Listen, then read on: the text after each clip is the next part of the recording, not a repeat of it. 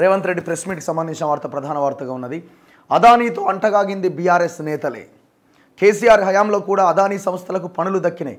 కేటీఆర్ ఏం మాట్లాడుతున్నారో వాళ్ళ నాయకులకి అర్థం కావట్లే.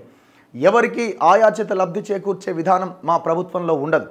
విలేకరుల సమావేశంలో ముఖ్యమంత్రి రేవంత్ రెడ్డి రాష్ట్ర ప్రయోజనాల కోసం ఎన్నిసార్లైనా ఢిల్లీకి వెళ్తామంటూ స్పష్టీకరణ. 100 కోట్ల విరాళం తిరస్కరిస్తూ రాష్ట్ర ప్రభుత్వం లేఖ.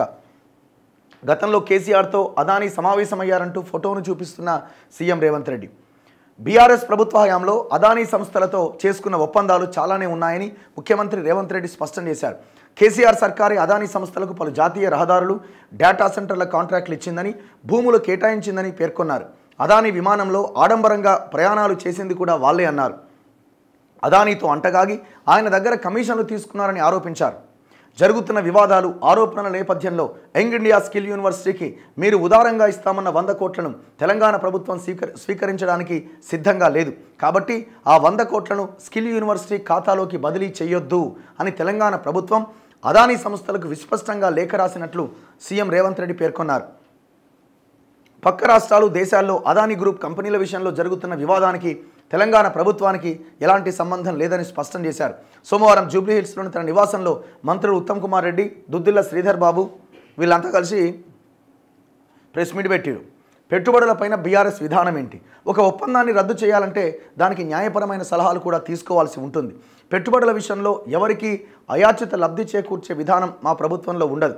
ఒక పక్కన రాష్ట్రానికి పెట్టుబడులు రావట్లేదని మాట్లాడతారు, ఇంకో పక్కన వస్తే వాటిని రద్దు చేయాలి అని అంటున్నారు. అసలు పెట్టుబడులపైన బీఆర్ఎస్ విధానం ఏంటో చెప్పాలి. తెలంగాణలో అదానీ గ్రూప్ టెండర్లు వేస్తుందా లేదా అనేది తేలనప్పుడు వాటిపైన ఎలాంటి చర్యలు తీసుకుంటామనే చర్చ ఎందుకు వస్తుంది? టెండర్లు పిలిచినప్పుడు వాళ్ళు భాగస్వాములు అయినప్పుడు ఆ సంస్థను ఇతర ప్రాంతాల్లో కనుక బ్లాక్ లిస్ట్ చేసి ఉంటే నిబంధనల ప్రకారం ప్రభుత్వం చర్యలు తీసుకుంటుంది. ఎప్పుడెప్పుడు సరే, దీని గురించి ఒకసారి మనం మాట్లాడదాం.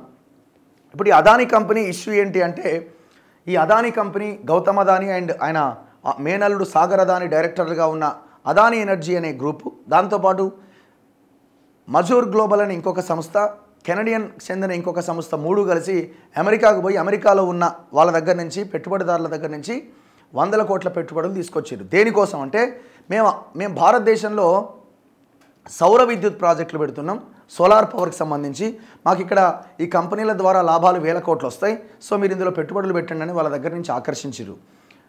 వాళ్ళు 100 కోట్ల రూపాయలు పెట్టుబడులు పెట్టిర్రు. కానీ కేసు ఎక్కడైంది అని అంటే, అమెరికన్ చట్టాల ప్రకారంగా ఏదైనా ప్రాజెక్టుకి సంబంధించిన పెట్టుబడులు ఆకర్షించేటప్పుడు ఆ ప్రాజెక్టులో ఎలాంటి అవినీతి కానీ లంచాలు ఇవ్వడం కానీ ఉండకూడదు. కానీ అమెరికన్ సంస్థలు తేల్చింది ఏంటంటే, అదానీ గ్రూప్ భారతదేశంలో ఉన్న పలు రాష్ట్రాలతో ఒప్పందాలు చేసుకొని అక్కడున్న లీడర్లకి, అధికారులకి కోట్ల రూపాయలు, 1000 కోట్ల రూపాయల లంచాలు ముట్ట చెప్పారన్నది ఆ సెక్యూరిటీ ఎక్స్చేంజ్ కమిషన్ చెప్తున్నటువంటి, మనకి ఇక్కడ సెబీ ఎట్లా అయితే ఉంటుందో ఆర్థిక వ్యవహారాల మీద, అక్కడ కూడా అట్లాంటి ఏజెన్సీ ఒకటి ఉంటుంది, కమిషన్ ఒకటి ఉంటుంది. సో వాళ్ళు ఆరోపణ చేస్తూ కోర్టుకి కేసు వేయడం జరిగింది. సో కోర్టు ఈ 3 కంపెనీలో ఉన్న 8 మంది మీద అరెస్ట్ వారెంట్ జారీ చేసింది. సో ఇది పెద్ద దుమారమైంది. రాహుల్ గాంధీ ప్రెస్ మీట్ పెట్టి అదానీని అరెస్ట్ చేయాలన్నారు. బీజేపీ వాళ్ళు ప్రెస్ మీట్ పెట్టి మరి మీ ముఖ్యమంత్రి తెలంగాణలో రేవంత్ రెడ్డి 100 కోట్ల రూపాయలు తీసుకున్నాడు కదా, మరి అది సొమ్ము అవినీతి సొమ్ము కాదా, అదానీదే కదా అది అని అనేసరికి ఇది పెద్ద, ఇక్కడ బీఆర్ఎస్ వాళ్ళు కూడా దాన్ని కొంత చర్చకు తేవడంతో, ఇంకా కార్నర్ చేస్తూ ఉండడంతో ముఖ్యమంత్రి నిన్న ప్రెస్ మీట్ పెట్టి ఆ 100 కోట్లు మాకొద్దు అని చెప్పడం జరిగింది. సో ఇది కథ. అయితే ఇక్కడ పాయింట్ ఏంటంటే, మరి బీఆర్ఎస్ ఇందులో పార్టీల యొక్క ఆలోచన ఎట్లుంటుందని మనం ఇక్కడ ఎక్స్ప్లెయిన్ చేయాలి. బీఆర్ఎస్ ఇక్కడ అదానీతో ఒప్పందం చేసుకోలేదంటే కంపెనీల లిస్టు కనబడతా ఉన్నది చూడండి.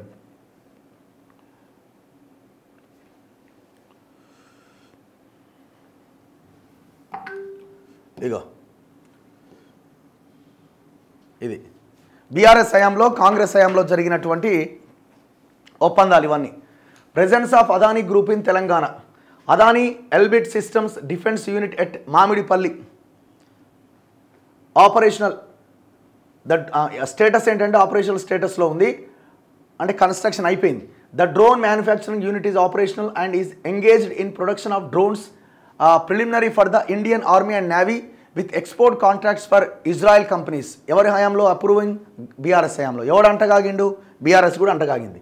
Missile shell manufacturing unit at Mamidipalli under కన్స్ట్రక్షన్లో ఉంది. ఓకే, ఇది ఎప్పుడు జనవరి 2020 expected to be operational by January 2025. So 2025 వరకు ఆపరేషన్లోకి వచ్చేస్తుంది అనమాట. ఎవరి హయాంలో? బీఆర్ఎస్ హయాంలో. Counter drone manufacturing unit at Mamidipalli, ఇది ప్లాన్డ్, ఇంకా ప్లాన్ అయిపోయింది. నెక్స్ట్ అండర్ కన్స్ట్రక్షన్, ఆపరేషన్లోకి వెళ్ళిపోతుంది. Not approved by any government, ఇంకా ఏ గవర్నమెంట్ కూడా దానికి ఇంకా పర్మిషన్ రాలే. Microsoft data center at Elikatta phase 1 complete అయిపోయింది. First phase of Microsoft data center has been completed. Second phase land purchase done and work about to comments. ఎవరి హయాంలో? BRS హయాంలో. ఫస్ట్ బీఆర్ఎస్ చూద్దాం, తర్వాత కాంగ్రెస్ చూద్దాం. Next BRS 8th one, 3 national highway projects, 2 completed, 1 ongoing. Khammam to Suryapet national highway Adani, Mancherial to Repallewada national highway completed. Khammam to Kodad national highway 85% completed. ఎవరి హయాంలో? BRS హయాంలో. Right, ఇగో 750 kV transmission line project completed. 750 kV transmission line connecting Vadodara Gujarat, Warangal Telangana, Kurnool AP and Chilakaluripet AP completed. Telangana Warangal ఉన్నది 750 kV transmission. Right, ఇది ఎవరి హయాంలో? BRS హయాంలో. కాంగ్రెస్ హయాంలో జరగలేదా? జరిగినాయి. ఎక్కడ? Data center tech park at Chandanvelly. Okay, ఇది ఎప్పుడు అంటే గత కాంగ్రెస్ గవర్నమెంట్ హయాంలో. ఇక్కడ ల్యాండ్ అక్విజిషన్ నడుస్తున్నది. ఎక్కడ ఇది? Proposal for 49 acres out of which sale deed completed 34.5 acres from TGIIC. TGIIC నుంచి తీసుకున్న రిజిస్ట్రేషన్ కూడా అయిపోయినాయి. 11 acres in the identified parcel currently under legal review in Telangana హైకోర్టులో ఉన్నది, కోర్టులో ఉన్నది. నెక్స్ట్ కాంగ్రెస్ది logistics park and dry port at Ramannapet. ఏంది ఇది?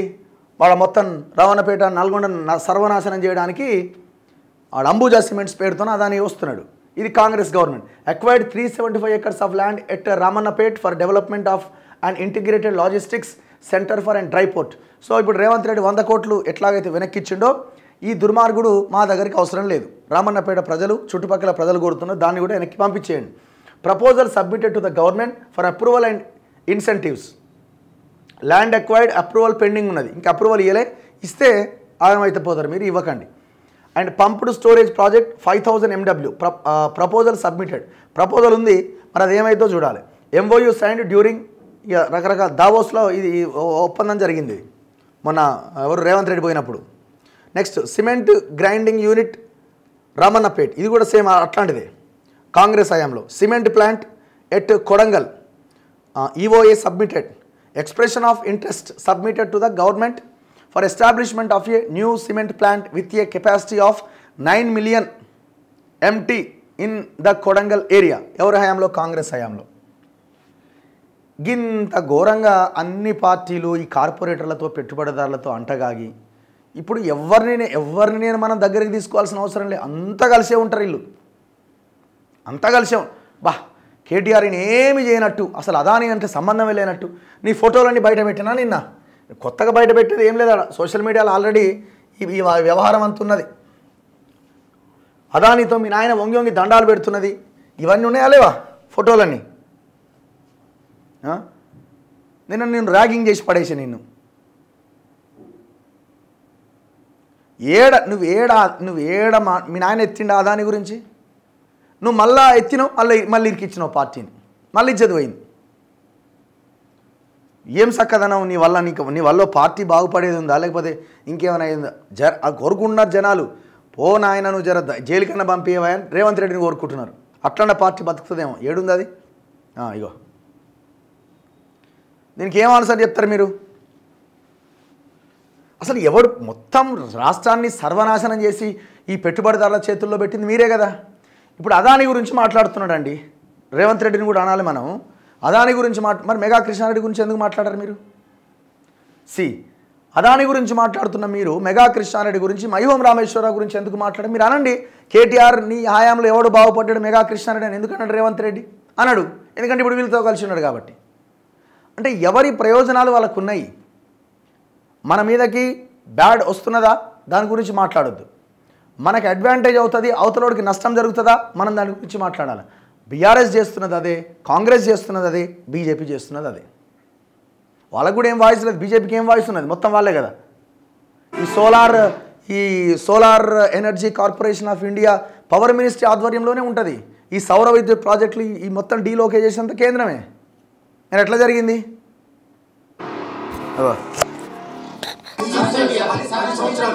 ఇప్పుడు నోట్ చదివి చెప్పిన చంద్రశేఖర్ ఇటు ఇప్పుడు నోరు తెరిస్తే అబద్ధాలు మాట్లాడడం,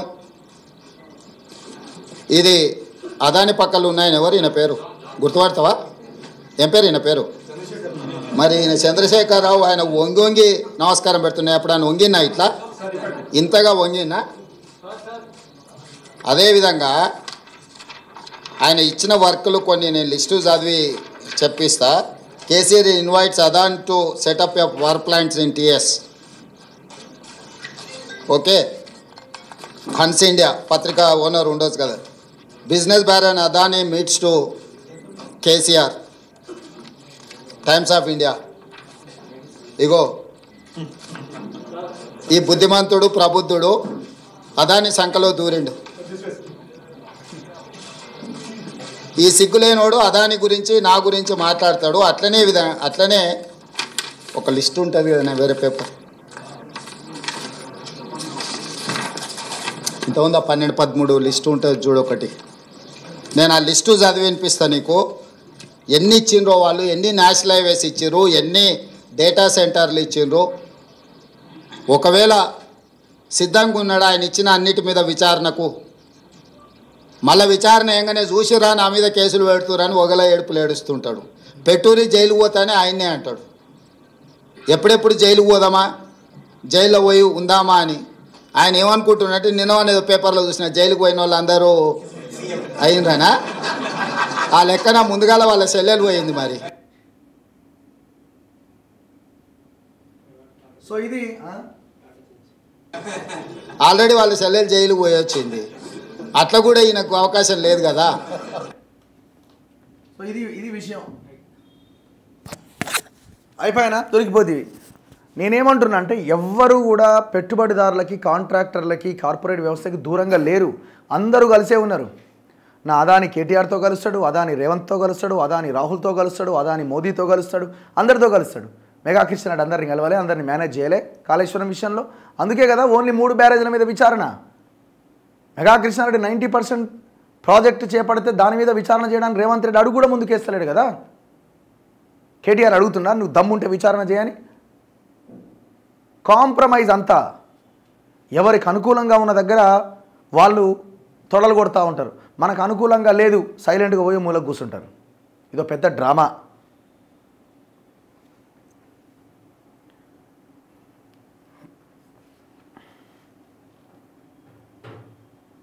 ఇగో తెలంగాణలో అదాని గ్రూప్ సంస్థల ప్రమేయం ఉన్న పనులపైన రేవంత్ రెడ్డి విడుదల చేసిన వివరాలు.